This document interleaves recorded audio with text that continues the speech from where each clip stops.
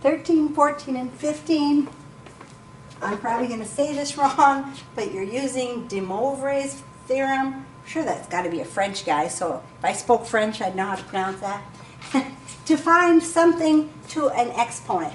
I probably don't want to have to take 2 plus 2 square root of 3i times itself 6 times. That would not be very much fun. So this guy came up with this formula. I'm going to grab my paper here so I get it written down correctly. It says that if I have something to the nth power, what I'm going to do is take r to the n times the cosine of n times theta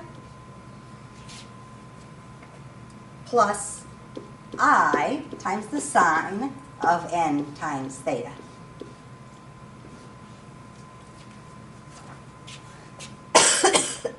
Excuse me. The r again is your radius. So again, we're thinking about having our right angle. And if I was at 2 and 2 square root of 3, ignoring the I, I'm finding this value here by using that formula we use for magnitude, or just finding the radius using our Pythagorean theorem. So r is going to be the square root of a squared plus b squared, just like we've done a million times up to this point. Or at least it seems like that. So r is going to be the square root of 2 squared plus 2 square root of 3 squared. So 2 squared is 4, 2 square root of 3. If I'm squaring that, I'm taking 2 square root of 3 times 2 square root of 3, which is 4 square root of 9. That would make that 4 times 3, so that would give me 12. I end up with the square root of 16, which is 4. So I'm going to have a 4 to the 6th power, because this was to the 6th power. So I'm going to have 4 to the 6th. Now again, I have to find my angle. And just like before when I found my angle, I am going to use the tangent is opposite over adjacent. So I'm going to use the inverse tangent of 2 square root of 3 over 2. So that would mean I have the inverse tangent of square root of 3.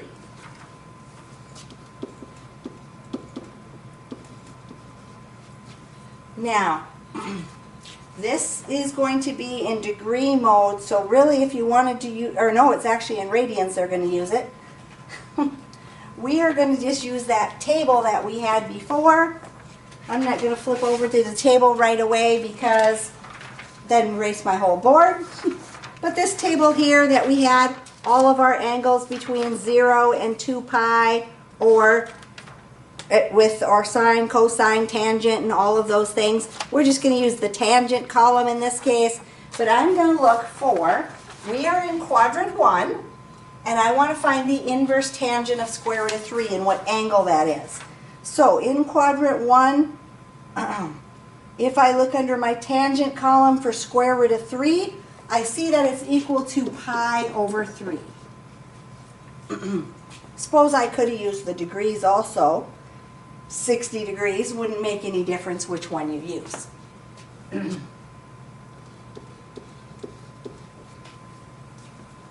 So I am going to have the cosine of 6 times pi over 3 plus I sine of 6 times pi over 3.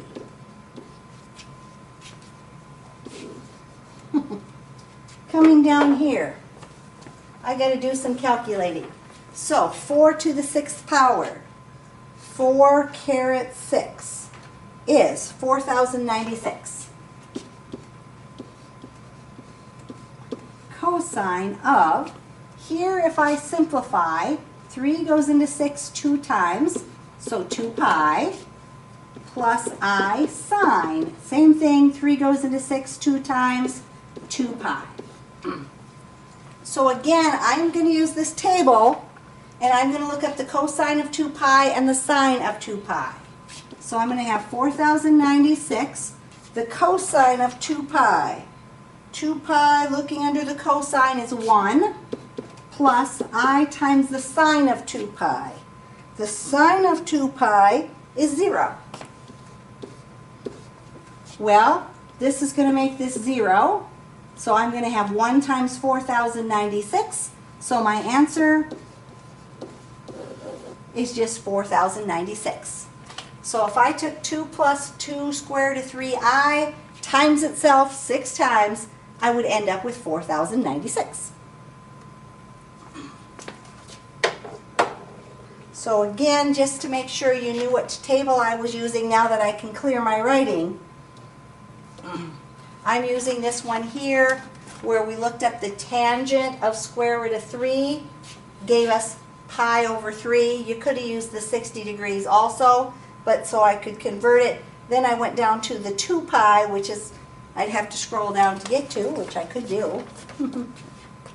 2 pi, and I looked up the cosine of 2 pi, which was 1, and the cosine, or the sine of 2 pi, which was 0. And so I used my table a couple different times in order to solve my problem. So make sure you have that table handy.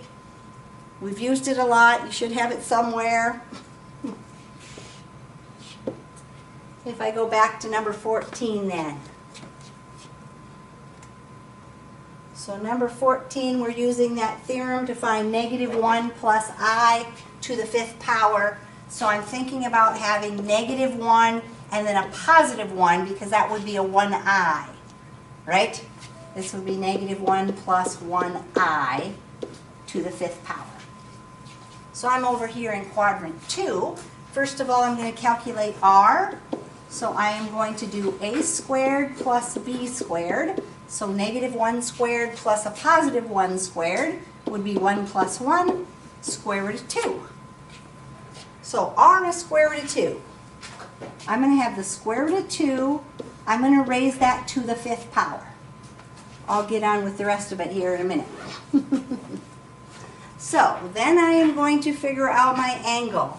My inverse tangent is going to be the opposite over the adjacent, so 1 over -1. So I'm doing the inverse tangent of -1. And again, I'm just going to look this up on my chart here. I'm looking for in quadrant 2. So for quadrant 2, you'd be between the 120 and the 180. You're looking for the inverse tangent that's equal to -1. So looking there, I have 3 pi over 4.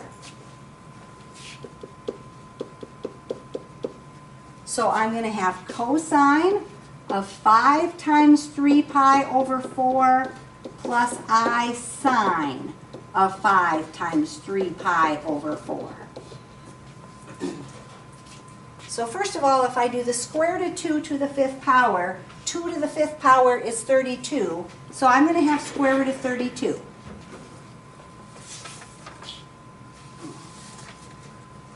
I could simplify that, but I'm going to wait till later to see if I need to, depending on what my multiplying is. So over here, I'm going to have cosine of, that doesn't cancel, so I'm going to get 15 pi over 4 plus I sine of 15 pi over 4. Now 15 pi over 4 is more than 2 pi, so I want to think about when I have my thing that I'm going around, and how much farther do I have to go around?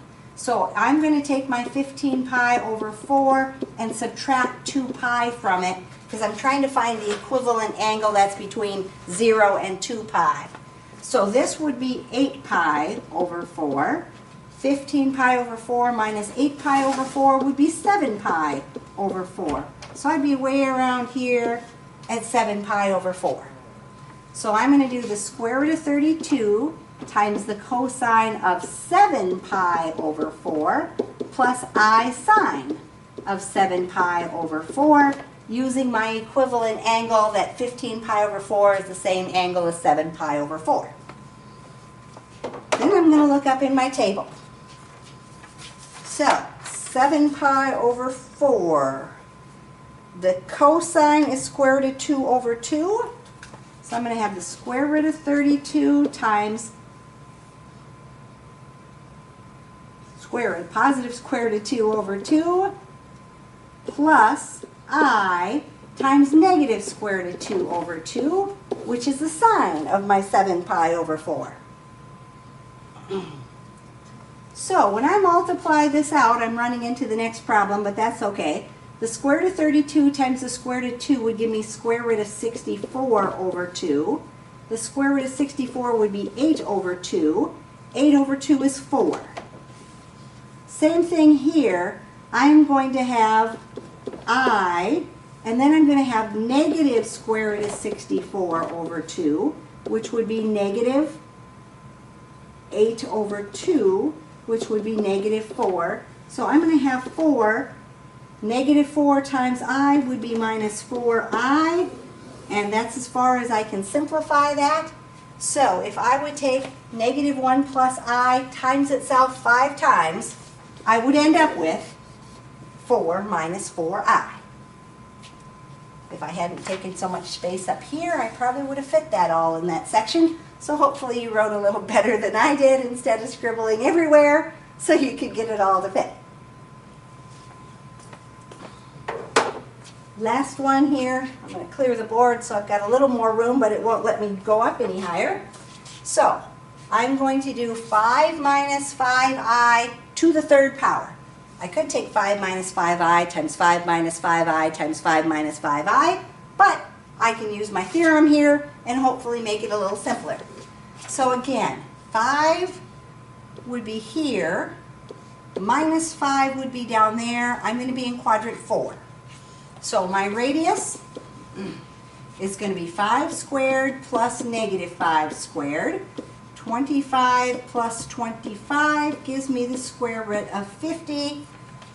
And again, I would simplify that, but I think I'm just going to wait and simplify it later. I'm going to have the square root of 50 raised to the third power. Then I'm going to have the cosine of figuring out my angle.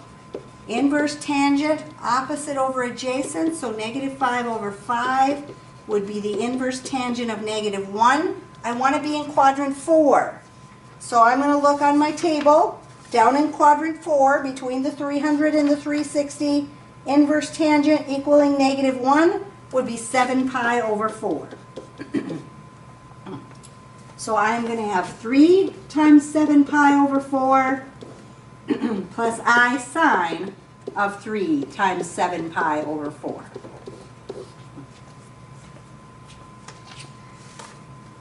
So, if I take 50 to the third power, 50 to the third power, I'm going to have the square root of 125,000. Maybe I should simplify that, but I'll wait and see if I need to. Here, I'm going to do my cosine. Again, I can't cancel, so I'm going to get 21 pi over 4 plus I sine of 21 pi over 4. Again, that's bigger than 2 pi, so I'm going to figure out what my equivalent angle is. So if I went around once, I'd take off 2 pi. 21 pi over 4 minus 8 pi over 4, which is the same thing as 2 pi. 21 minus 8 gives me 13 pi over 4. Again, that's bigger than 2 pi because it's more than 8. So I went around once, I'm going to go around again. So I'm going to take off another 8 pi over 4, which is the same thing as 2 pi. 13 minus 8 gives me 5. 5 pi over 4 is where I'm going to be at. So 1 pi over 4, 2, 3, 4, 5. I'm going to be down here. Not that that matters. So, just because I have room to scribble up here, I'm going to rewrite this. I'm going to have the square root of 125,000 cosine, and we change this. That is equivalent to 5 pi over 4. So 5 pi over 4 plus I sine of 5 pi over 4. So square root of 125,000 cosine. Whoops, I'm not even going to write cosine. I got to figure out what my cosine of 5 pi over 4 is. So I'm going to look it up in my table. 5 pi over 4. The cosine is negative square root of 2 over 2. Plus I times the sine, which happens to be the same thing. Negative square root of 2 over 2. So checking this out, I am going to multiply. So I'm going to have negative the square root of 125,000 times 2, which is 250,000 over 2. Let's see if that happens to come out nice. So the square root of 250,000, 1, 2, 3. Ah, it does. It comes out to 500. So I am going to have negative 500 over 2, which is negative 250. Because this was the same thing, I'm going to get the same thing over there. So I'm going to get negative 250 for my first term, plus I times negative 250. So I'm going to have minus 250i. And so I get negative 250 minus 250i if I would take 5 minus 5i times 5 minus 5i times 5 minus 5i. So again, I scribbled everywhere, all over the place. Hopefully you have some room down on the bottom of your page to write. But that's what I'm going to end up there with my answer. I could have probably started out this and simplified this. This was 25 times 2, and I would have had 5 square root of 2 and worked it like that. But since I'm using my calculator, I just left it alone. And I was lucky that came out to be a number that was a perfect square so that I could simplify it.